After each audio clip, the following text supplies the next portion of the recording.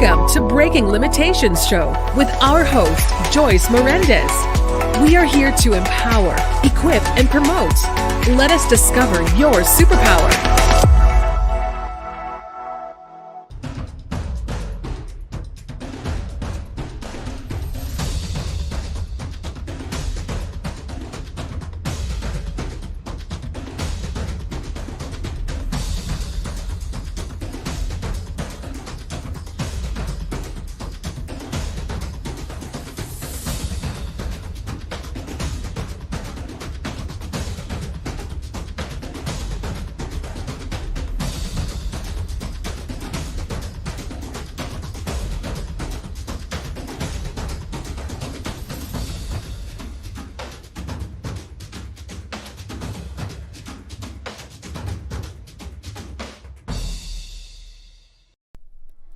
Represent your commitment to breaking limitations by visiting breakinglimitationsnow.com to purchase your Breaking Limitations t-shirt, tank top, or hoodie today. What limitation are you holding on to? The Breaking Limitations Mindset Journal has 63 daily quotes and scriptures that will help you break every limitation in your life. Get your copy today.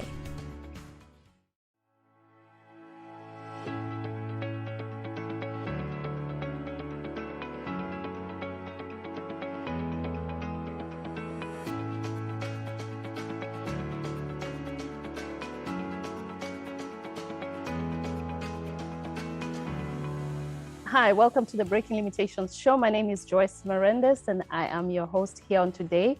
As you all know, our mission is always to empower, to equip, and to promote individuals who've been able to overcome great obstacles in their lives and have now discovered their own superpower. Today, I'm excited to have Bishop Chris Atemo here with us. He has been here before, and we are excited to have him back so that he can be able to continue the conversation we had started last time. So I'll just give a brief introduction, and then I'll go ahead and let him continue from the topic that we're going to be talking about today. So Bishop Chris is a renowned pastor, teacher, psalmist, author, motivational speaker, life coach, and visionary. He is also the founder of New Birth Church, which was founded in 2011. The church is registered in both Kenya and South Africa. Bishop Chris is also the founder of Chris Atemo School of Leadership. He is the CEO of Mandate Enterprises and has also authored 8 books, although I think right now it's 9, because I saw you have a few more books, or 10. And he's married to his lovely wife, Beryl Atemo, and they have 3 biological children and many others who look up to him. So welcome to the Breaking Limitations Show, Bishop Chris. It is so good to have you. I was going to say you're welcome. I'm so used to welcoming people to the show.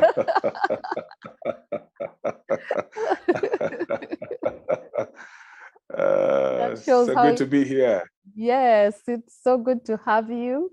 And yes, I said 8 books, then I remembered, I saw a book launch recently, so I know it's not 8 books anymore. So yeah, there's the other book. I've done another one, A Sound Mind, and I've got a 10th book with a publisher now.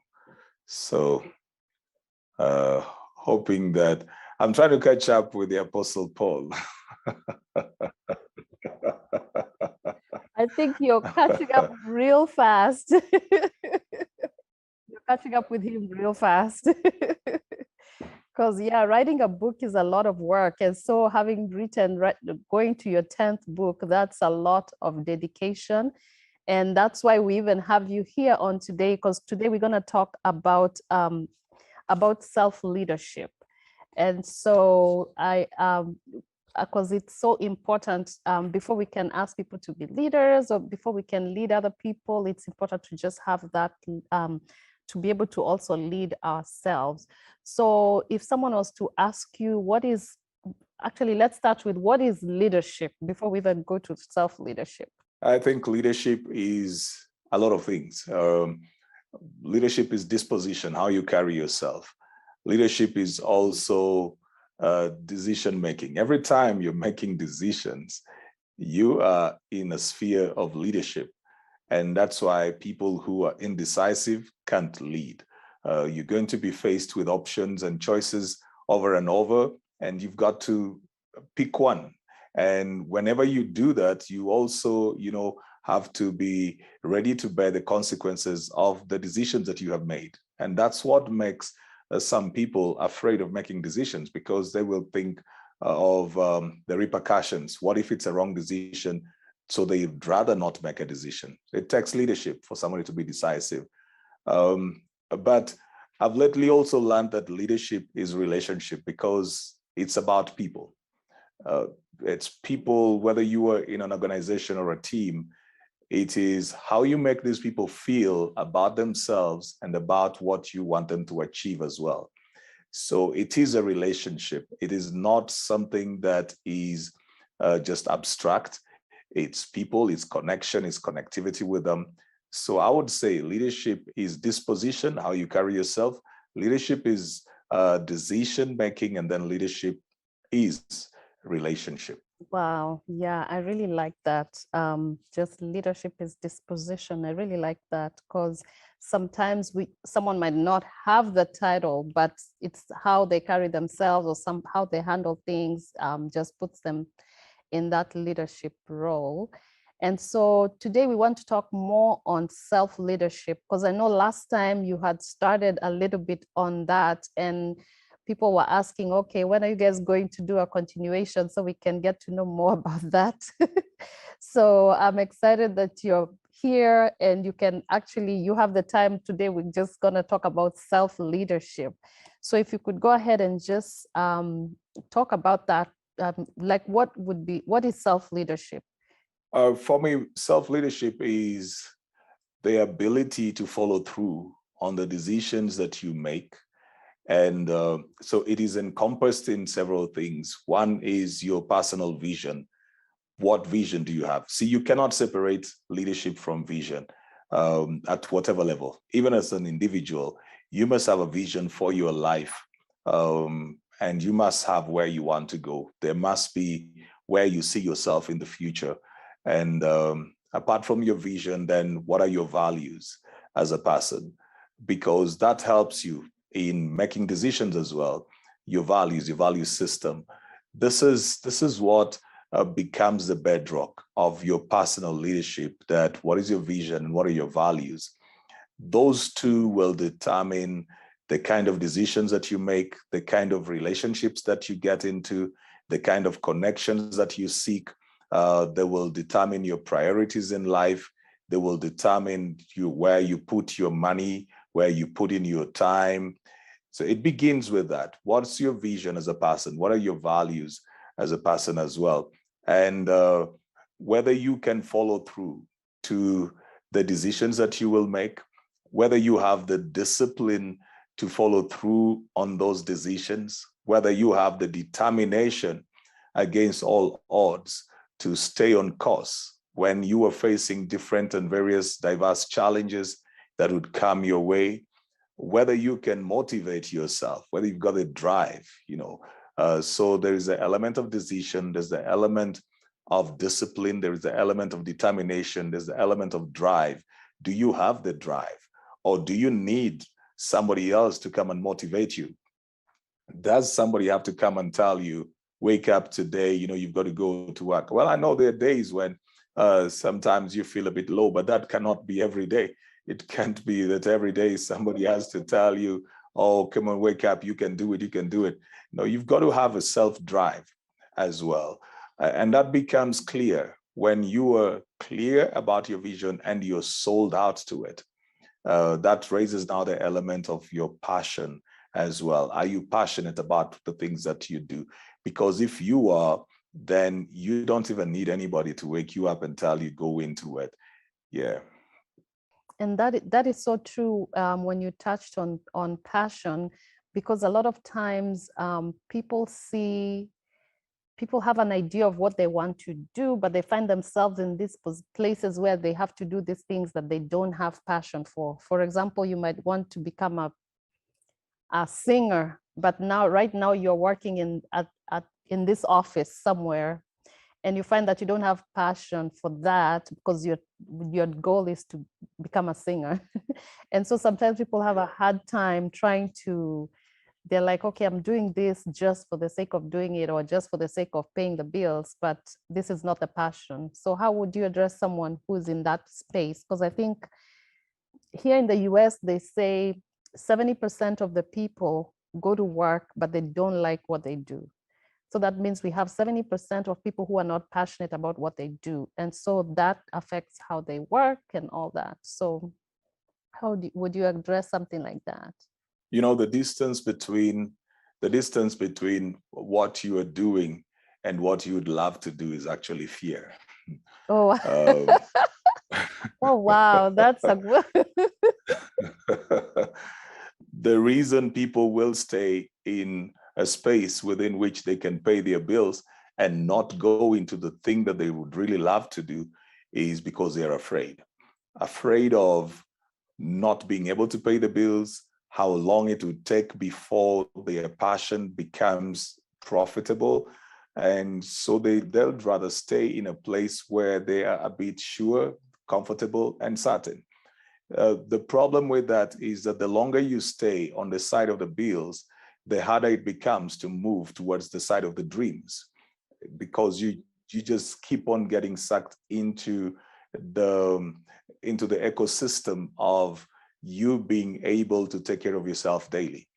Now, normally we start from a neutral place. So I would use my left hand to be the side of the bills and my right hand to be the side of the dreams. We start in the middle and we have a choice to make. When people are younger, they've got that choice to make.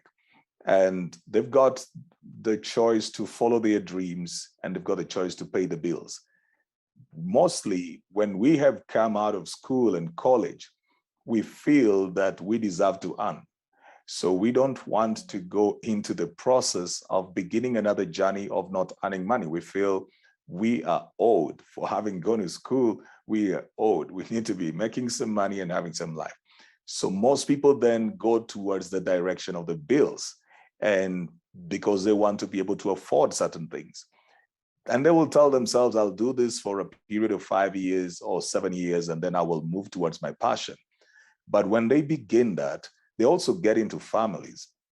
So they realize that they've got more responsibility, and it becomes harder and harder then for them to just move out of the place where they earn and can pay bills into the place of pursuing their dreams. Now, I say that my left-hand side would be the side of the bills, and then my right-hand side would be the side of the dreams. So if you started from the beginning, in the middle, and then you opted to go towards the bills, and this is where your dreams are at, do you realize that this gap is so huge?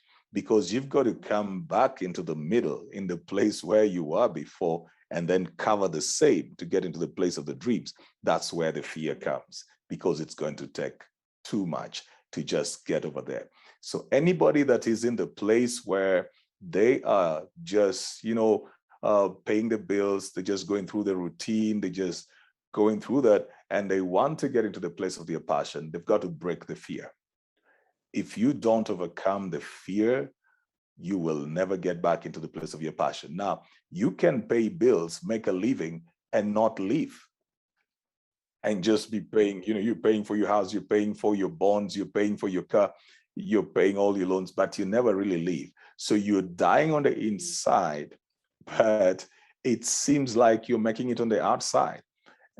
A tomb, however beautiful it is, remains to be a tomb. So if you've acquired all these things around you, but you're not living, there's no life, you don't have the drive, you don't look forward to waking up every day, you don't have the excitement to go into the spaces that you're going into. Even if you park 6 or 7 cars around you, see, you can have a whole motorcade, but if there's a dead man in there, it's just a dead man. Yeah. Wow. That is so powerful. That's such a Wow, so that's such a powerful illustration, because sometimes we don't even think it that way. We always look at it and think that, okay, but I'm successful, at least I can do this, and yet you're not really feeling fulfilled. And we find that a lot of people are living life, but they're not fulfilled because they're not doing the thing that they're really passionate about. And so they don't have that drive every morning that just makes them feel like, you know what, today I can do this. Today I'm gonna do this thing that I love, which is sad, because I also just read some statistics that when you keep doing what you don't love to do, after some time, it even affects how you feel about yourself. It affects you mentally. It affects you even with your health. And so because you just feel like you just don't, like you're just not fulfilled. And so we have a lot of people who are dying with their dreams. Let's put it that way, because I think Miles Monroe is the one who said that the grave is a place that has a lot of gifts, because people die with their dreams unheard.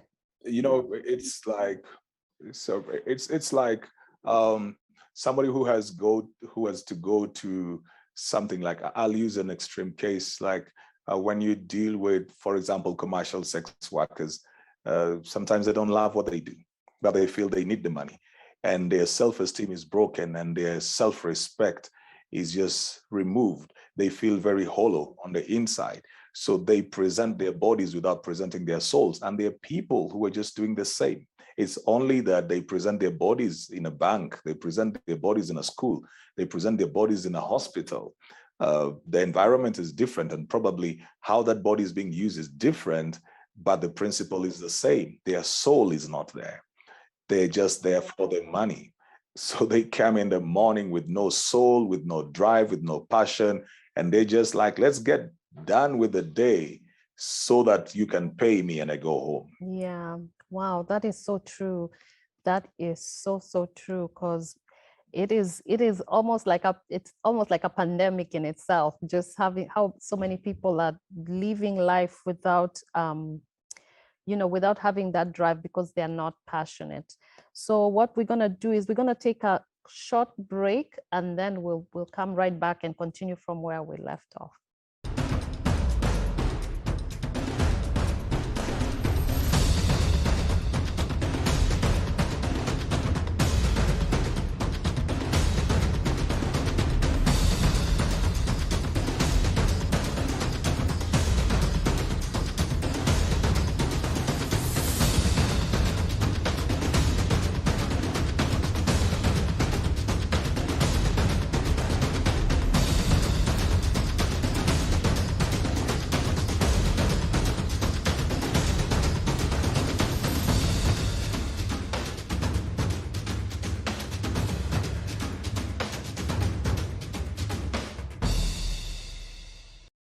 Thank you and welcome for the Breaking Limitations show. If you're just joining us, I'm here in the studio with Reverend Chris Atemo, and we are talking about self-leadership.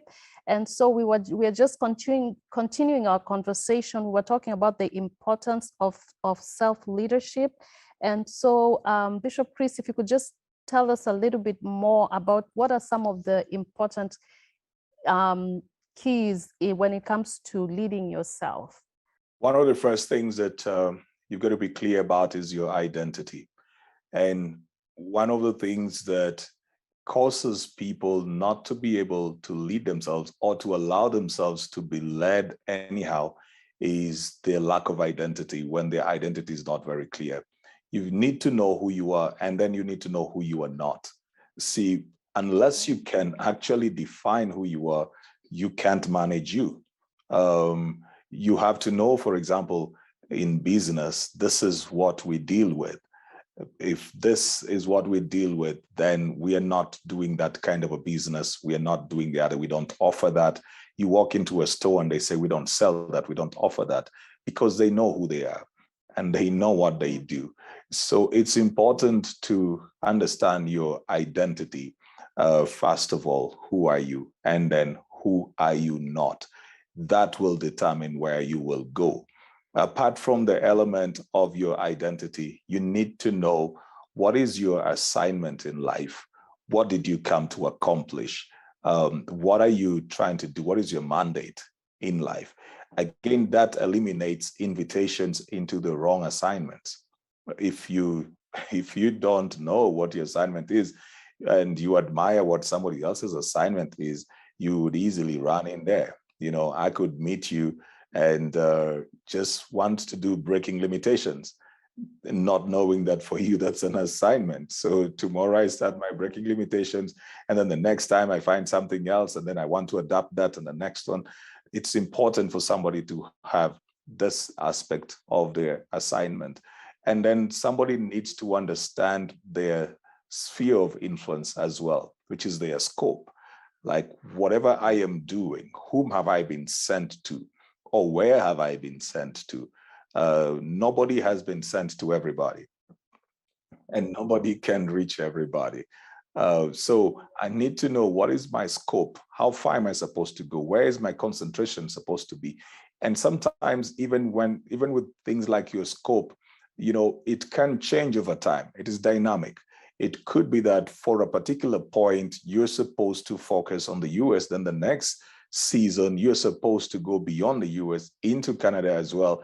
And then the next season, you're supposed to move into Europe as well. So you need to know what is your scope. Then you become effective within that scope per time. It's also important to understand your seasons. It's important to understand your seasons. What season are you in? There are seasons when you're supposed to hibernate and grow yourself. There are seasons when you're supposed to be manifested and you're supposed to come out there. When you know your seasons, then you get to know, when am I supposed to be out there and when am I supposed to be locked in? When am I supposed to be on the platforms and when am I supposed to be in the backstage? When am I supposed to be a student and when am I supposed to be a teacher? You get to understand those kind of things. It becomes easier then to manage you, even as you walk into the purposes that you'd want to fulfill. Mm-hmm. Wow, those are such great points. And I'm here thinking of how we go to school so many years, like 12 years we go to school, but we don't get a time where we are just taught some of those basic things. Because if we could know those basic things, we would avoid so many mistakes, or would avoid taking majors in school that we didn't really need to specialize in, because we understood our identity and then we understood our passions and our dreams and knew exactly what it is we've been called to do. So that is really important. And when it comes to identity, how would someone get to know their identity? Because I think that's something that's really that's something that a lot of people struggle with, just understanding their identity. Because we mostly allow other people to put labels on us, define us, and confine us as well to certain things. We don't spend time generally asking ourselves, who am I? What am I able to do? What can I do? What are my strengths? What are my weaknesses? Like, do we even do personal SWOT analysis just to ask ourselves, what are your strengths, weaknesses, opportunities, and threats? Just you. We let other people tell us who we are and what we cannot do. So if I grew up in a family that probably does not have so much resources, and I keep on hearing, we can't buy that, we cannot afford that, I begin to allow that to stick on me, and I begin to feel that we are poor. See, no matter what ideas I have, skills, abilities, creativity, I begin to think in my head that we are poor. Now, is that really my identity? That is a circumstance, but it's not an identity. We don't look into the wealth of who we are. In identity, you've got to do an introspection. You get to know that my strength is my honesty. My strength is my loyalty. Everybody has something that they bring to the table, and they can turn that thing to their advantage. Maybe then they can say to themselves, so my weakness is my impatience or something. But you've got to do this by yourself without letting people define you by where you grew up or where you live, your academic grades, your financial status. your marital status without letting people use the externals to put those on you. You look at yourself and begin to look at what are the soft values that you have? What are the soft skills that you carry? Who are you as a person? If we were all stripped of money, titles, positions, if we were all moved into one room that is away from all continents, who are you? How are you able to relate with other people? And you begin to define yourself from that particular point. See, we are born naked, and we probably, when we die, okay, well, we won't die naked, but who are you basically? Who are you basically? Who are you at birth and who are you at death? Because that's who you eventually are. All these other things we put on ourselves. So somebody has to go back and have an introspection and say to themselves, like I would say to myself, see, I'm a son of God. I'm a son of God. And that opens up all opportunities to me because I'm a son of God. So regardless of the limitations of my earthly fathers, wherever I have grown, whatever people would put on a nation or something, I'm a son of God. That gives me a certain inheritance as well. You begin to have that kind of thinking. It removes all the labels that people would put on you or you would put on yourself that would limit who you are. So do an introspection. Do an introspection. Put down what are your strengths? What are your weaknesses? What are the opportunities you would have because of those strengths that you have? What are the threats that would come because of the weaknesses that you have? What are the things that you have gone through that could have influenced who you are right now? Because even personality is shaped by experiences. You may look like you were this person who is withdrawn, but that may not be you. That may just be because you have faced certain traumas and stuff like that. So go back and sit down and just ask yourself, what have I gone through? How far have I come? Whom have I met? How did every experience leave me? How did it build me? How did it break me? As you go through all of that and balance the books, you will actually find who you are. Wow, that is like a whole lesson right there. That's a good lesson because I think a lot of people, we hear so much of you need to know your identity, but we don't really know how to do that. And so those steps that you have given are really good. So if someone is really serious about understanding their identity, they can be able to take time to do that and just be able to at least have a better understanding of who they are. And then one of the things you had also mentioned was on personalities, because our personality, every personality is for a certain, your personality complements your area of gifting.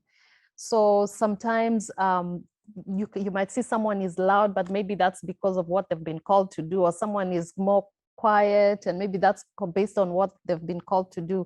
And sometimes I feel, especially when it comes to corporate America, they would say that, oh, you need to have this kind of personality that maybe requires you to be an extrovert all the time.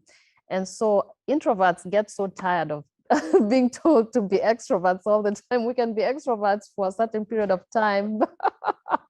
But after some time, we're like, okay, I need a break from everybody. And so, but it's to be able to understand that even your personality has a purpose, to know that it fits with what it is that you've been called to do. So I think that's really, really a good point that you said, that you talked about that. And even when it comes to personalities, sometimes those labels come too quick on people. It puts a bit of pressure. Nobody has one personality trait.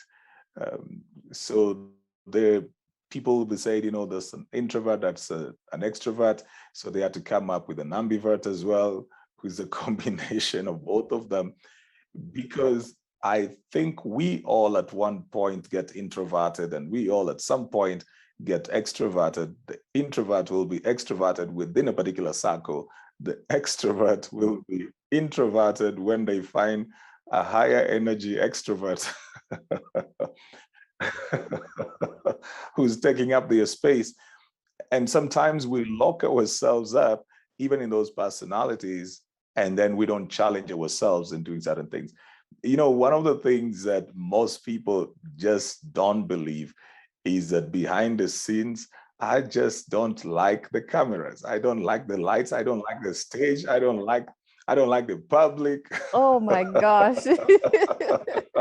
So if I was a follower of my preferences, I don't want to call it my personality. If I was a follower of my preferences, see, I would just want to live on a hill somewhere and be writing books.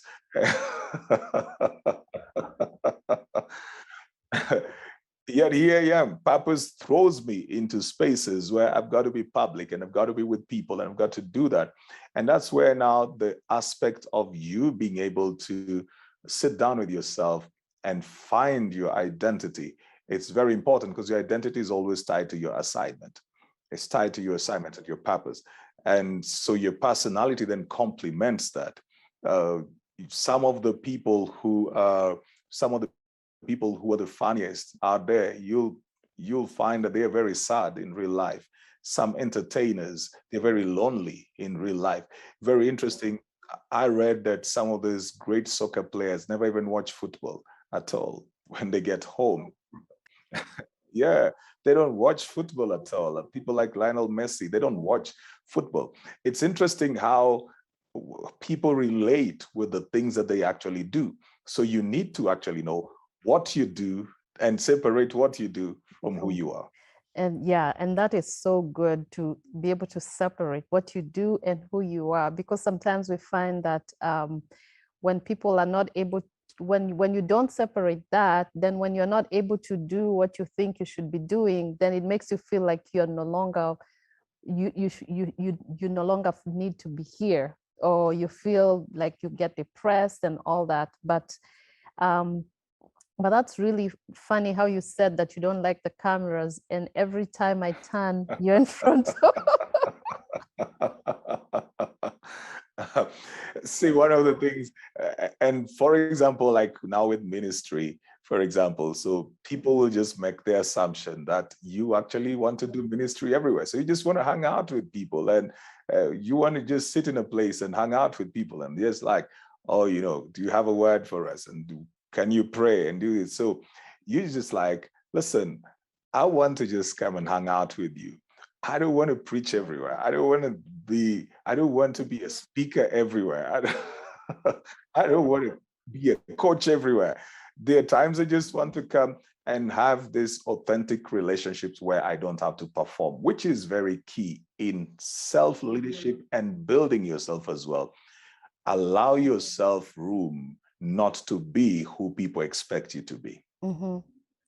Wow, that's really good, because you're talking about having balance, because sometimes some people get lost in their roles, that they forget to balance, such that, let's say, for example, you're a pastor, you're a speaker, and maybe you want to be that same way even with the kids, and the kids don't want to hear you in that capacity. They didn't sign up to be your members. No, they didn't no, sign no, up to be your the kids proteges. want you, let's go play over there, and you're trying to be this over here, and they're like,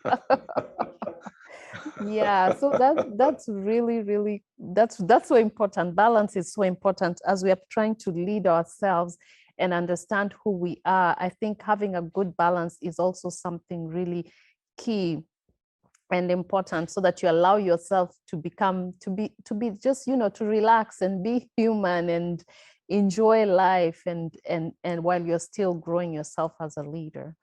So any closing remarks before we finish this session on self-leadership?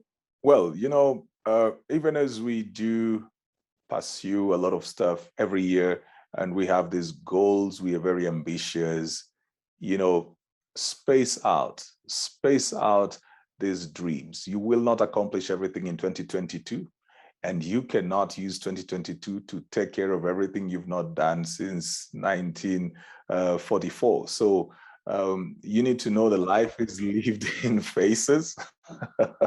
Life is lived in phases.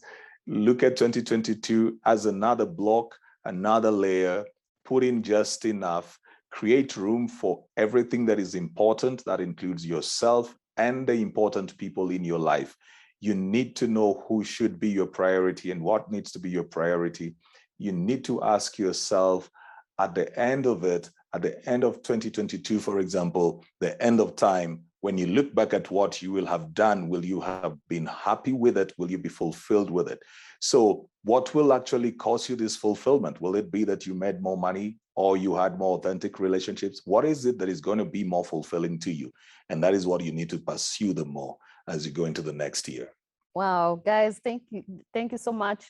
Make sure you're following Pastor Chris on every single social media platform. You will always get some good information, good encouragement, rebuke, everything. And then, of course, if you're not following us on the Breaking Limitations page, make sure you're following us on our Facebook page, our Instagram, and also on our YouTube. So again, thank you so much for taking the time to be with us here on today. We really appreciate it, and thank you so much.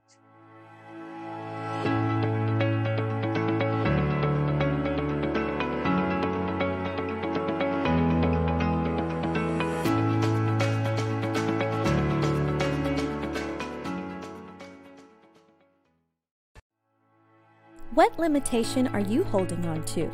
The Breaking Limitations Mindset Journal has 63 daily quotes and scriptures that will help you break every limitation in your life.